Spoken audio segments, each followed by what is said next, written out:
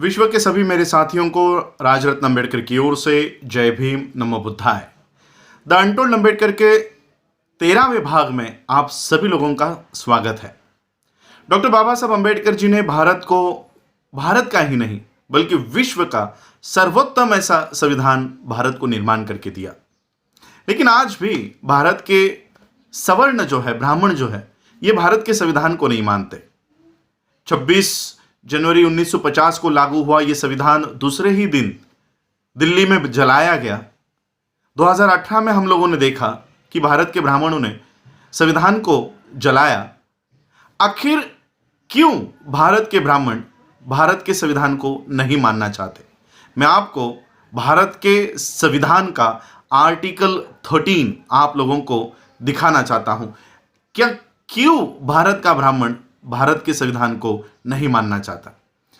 Article 13 में doctor बाबा साहब अंबेडकर लिखते हैं, इंग्लिश में मैं ये पढ़ूंगा, उसका अर्थ मैं आपको हिंदी में समझाता हूं। लॉज इनकंसिस्टेंट विथ और in derogation of the fundamental rights.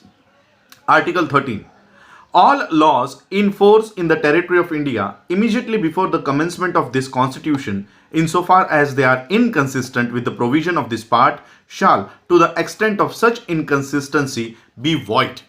बाबा साहब अंबेडकर आर्टिकल 13 भारत के संविधान के आर्टिकल 13 में लिखते हैं कि यह संविधान लागू होने से पहले, भारत का संविधान लागू होने से पहले भारत में जितने भी कानून हैं, जितने भी प्रथाएं हैं, जितने भी इस देश के भूमि के ऊपर प्रथाएं लागू है, मैं आज से उसको शून्य घोषित करता हूं। 2500 सालों की मनुस्मृति डॉक्टर बाबा साहब अंबेडकर जी ने इस आर्टिकल के माध्यम से, इस संविधान के माध्यम से हमेशा हमेशा के लिए भारत के भूमि से उसको हटा दिया, मिटा दिया। और यही नहीं, आगे चलकर बाबा साहब और कंटिन्यू करते हैं इस आर्टिकल को। Article 13 subsection 2, the state shall not make any laws which takes away और abridges the rights conferred by this part, and any law made in contravention of this clause shall to the extent of the contravention be void। आगे बाबा साहब और लिखते हैं कि हमारे मूलभूत अधिकारों को छीनने वाले कानून भारत की कोई भी सरकार कितनी भी बहुमत में आए, कितने भी राज्यसभा में, कितने भी लोकसभा में, संसद में भारी बहुमत से भी अगर वो वहां पर जाकर बैठ जाते हैं तो भी वो हमारे मूलभूत अधिकार को कोई नहीं हटा सकता, कोई नहीं मिटा सकता।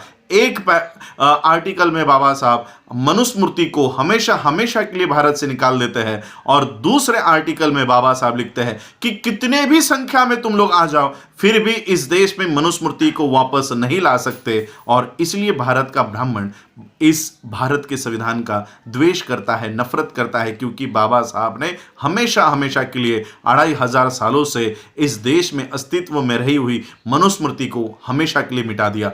मनुस्मृति क्या है?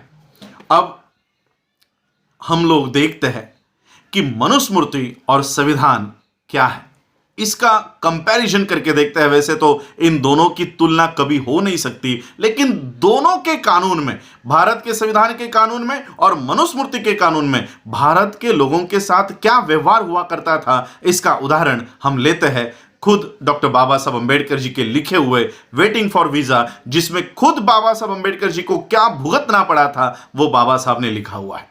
अब हम अपने मूल विषय के ऊपर आते हैं, द अनटोल्ड अंबेडकर। ये तो बाबा साहब ने ऑलरेडी बताया हुआ है, लेकिन इन बातों को आगे लेकर नहीं आते, इसलिए ये भाग मैं अनटोल्ड अंबेडकर में शामिल कर रहा हूं। बाबा साहब अंबेडकर जी जब छोटे थे, 12-13 साल के थे, तब उनके पिताजी किसी और जगह पर उनकी पोस्टिंग हो गई थी। और इसलिए जब बाबा साहब के पिताजी रामजी बाबा ने देखा कि अभी बच्चों की छुट्टियां लग गई है, तो क्यों ना बच्चों को मेरे यहां पर बुलाया जाए। तो बाबा साहब के पिताजी ने बाबा साहब को तार भेजी, घर पर एक टेलीग्राम भेजा कि तुम लोगों की अगर स्कूल की छुट्टियां लग गई है तो मुझे मिलने के लिए आप लोग यहाँ पर 5-10 दिनों के लिए यहीं पर आकर मेरे साथ रहो। ये टेलीग्राम घर पर मिला। रामजी बाबा ने उस टेलीग्राम में लिखा था, उस चिट्ठी में लिखा था कि कौन सी ट्रेन पकड़ के आना है, और जब तुम लोग उस जिस दिन आने के लिए निकलोगे उस दिन मुझे एक टेलीग्राम कर देना कि इस गाड़ी से इस दिन हम लोग आ रहे हैं, ताकि मैं आप लोगों को लेने के लिए स्टेशन पर आ जाऊं। बाबा साहब को ये टेलीग्राम मिला। बाबा साहब ने और बाबा साहब के बहनों के बच्चे, बाबा साहब उस समय 12-13 साल के थे, बाबा साहब जी के जो बहनें थी उनकी शादियां बहुत जल्दी हो गई थी, इसलिए उनके जो बच्चे थे वो भी बाबा साहब से 2-3 साल छोटे थे। तो बाबा साहब और बाबा साहब के बड़े भाई आनंद और बाबा साहब के बहनों के बच्चे, ऐसे 5-6 लोग मिलकर बाबा साहब के पिताजी को मिलने के लिए निकल पड़े। बाबा साहब ने टेलीग्राम कर दिया कि हम इस ट्रेन से उतरने वाले हैं, इस ट्रेन से आने वाले हैं, आप हमको लेने के लिए इस दिन पहुंच जाओ। अब ये टेलीग्राम ही बाबा साहब के पिताजी को मिला नहीं, तो बाबा साहब के पिताजी को पता ही नहीं था कि मेरे बच्चे कौन से ट्रेन से आने वाले हैं और कौन से दिन आने वाले हैं। अब बाबा साहब ट्रेन पकड़ के प्लेटफॉर्म पर आकर उतर गए, सारे बच्चों के साथ उतर गए। सभी ट्रेन में से उतरी हुई भीड़ अपने अपने दिशा में चली गई। बच्चे वैसे ही प्लेटफॉर्म पर अपने पिताजी की राह देख रहे हैं। सभी लोग जाने के बाद स्टेशन मास्टर ने देखा ये बच्चे तो अच्छे घर के लग रहे हैं, अच्छे कपड़े पहने हुए हैं। वो स्टेशन मास्टर इन बच्चों के पास आया और बच्चों को पूछा कि कहाँ जाना है, किनके बच्चे हो।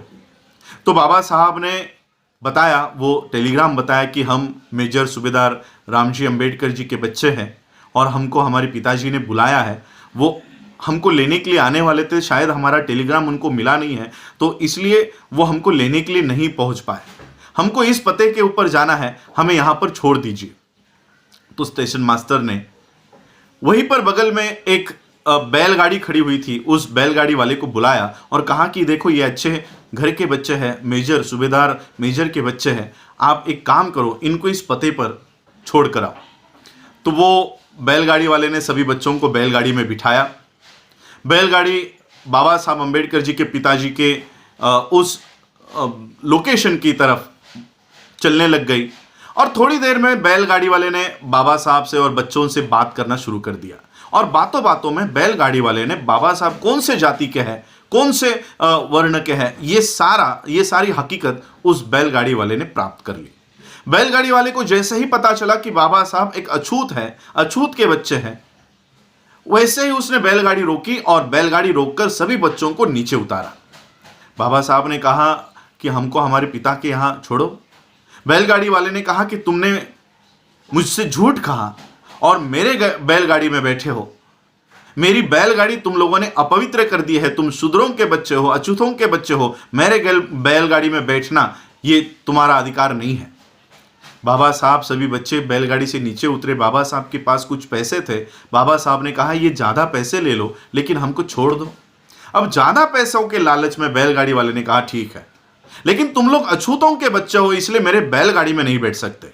तुम मेरे बैलगाड़ी के पीछे पीछे चलते चलते आओ और जब तुम थक जाओ तब मुझे बता देना, तुमको मैं बैलगाड़ी में बिठा दूंगा और मैं बैलगाड़ी से नीचे उतर के ये बैलगाड़ी आगे लेकर जाऊंगा। तुम अछूतों के बच्चे हो इसलिए मैं तुम्हारे बगल में नहीं बैठ सकता। तो जिस तरह से तय हुआ, सभी बच्चे बैलगाड़ी के पीछे पीछे पीछे पीछे चल रहे थे। 3-4 किलोमीटर बीतने के बाद बाबा साहब को प्यास लग गई।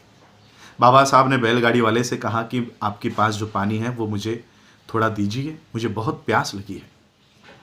बैलगाड़ी वाले ने कहा तुम लोग अछूतों के बच्चे हो, मैं तुम लोगों को अपना पानी नहीं पिला सकता, लेकिन आगे कोई अगर तालाब आता है, कोई नदी आती है तो मैं वो गाड़ी रुकाकर तुम लोग पानी पीकर आ जाओ। बहुत देर हो चुकने के बाद कोई तालाब, कोई नदी नहीं आ रही थी। उस बैलगाड़ी वाले ने देखा कि आगे कुछ पानी दिखाई दे रहा है। बैलगाड़ी वाले ने बैलगाड़ी रोकी और बाबा साहब से कहा कि देखो वहाँ पर कुछ पानी है। बाबा साहब और सभी बच्चे उस पानी की ओर गए। नज़दीक जाकर देखा तो वो कीचड़ में थोड़ा बहुत पानी दिखाई दे रहा था। बाबा साहब ने देखा ये तो कीचड़ है, यहाँ का पानी मैं कैसे पी सकता हूँ। लेकिन बहुत प्यास लगने के बावजूद, बहुत प्यास लगी थी, इसलिए बाबा साहब अंबेडकर जी ने वो मट्टी मट्टी हटाई और वहाँ का पानी बाबा साहब ने पिया। ये पानी पीने के बाद बाबा साहब अंबेडकर जी को अपने पिता के पास पहुंचाया गया और पिता ने देखा कि मेरे बच्चों की क्या हालत हुई है। और बाबा साहब तब रो रहे थे। तब बाबा साहब को राम जी ने शांत किया और कहा कि देखो कि बाहर की दुनिया में तुम्हारी क्या हैसियत है, बाहर की दुनिया में क्या हैसियत है, और इसी चित्र को तुमको बदलना है, इसी व्यवस्था को तुमको बदलना है। और उसी बच्चे ने जाकर भारत का यह संविधान लिखा। मनुस्मृति के कानून में बाबा साहब को कीचड़ का पानी पीने के लिए मजबूर कर दिया गया था। 2500 सालों की मनुस्मृति को बाबा साहब अंबेडकर जी ने एक ही आर्टिकल में इस देश से हटा दिया और ऐसी व्यवस्था लेकर आए। 2500 सालों की मनुस्मृति और 70 सालों का यह संविधान, इन 70 सालों में इतना बदलाव आ गया कि जिन बाबा साहब अंबेडकर जी को कीचड़ का पानी पीने के लिए मजबूर कर दिया गया था, इस संविधान के वजह से आज हम लोग फिल्टर और मिनरल का वाटर पीते हैं, बिस्लरी का पानी पीते हैं, 50 रुपए लीटर का पानी लाकर हम लोग अपने घरों में पीते हैं। ये बाबा साहब अंबेडकर जी के इस संविधान की वजह से, 70 साल के इस संविधान की वजह से आज हमारी जो परिस्थिति है वो इतनी बदल गई। 2500 सालों का मनुस्मृति हमको पानी पीने के लिए रोकता था, बाबा साहब का ये संविधान हमको बिस्लरी का पानी पीने की इजाज़त देता है। यह है बाबा साहब का संविधान, और इसलिए बाबा साहब के इस संविधान से आज भी ब्राह्मण नफरत करता है। आप लोगों ने मुझे सुना, उसके लिए आभार, धन्यवाद। जय भीम, जय भारत, जय बुद्ध, जय संविधान।